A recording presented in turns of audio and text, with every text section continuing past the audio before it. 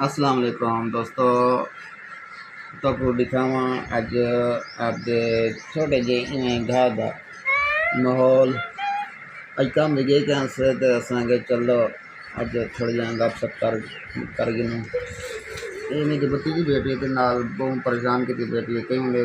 یہ hand free میری کپی ہوتی ہے تو میں کھان دی رہی کیا کریں گے یہ دیکھنا یہ سی بس غریب گھر ہے دیکھو اسٹور بڑے بنے گھر ایک کمرہ رکھا ہے تاکہ دیکھیں کہ باہر بندہ باوے کا آزاد سے باوے میری بتیجی میرے نال بیٹھی ہے بڑی چلا کے تو میں پیسہ دکھاوا پہ تم اور شاید دیکھ سو بڑا تو دل خوش تھی سی کیونکہ اج گھر ہیں اج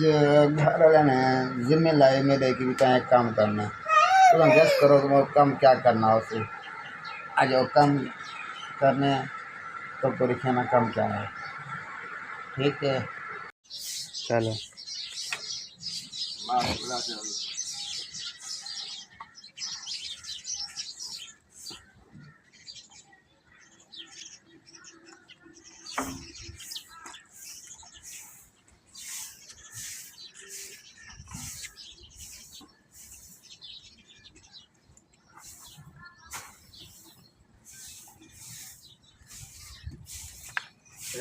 نہ کر یار بس کلک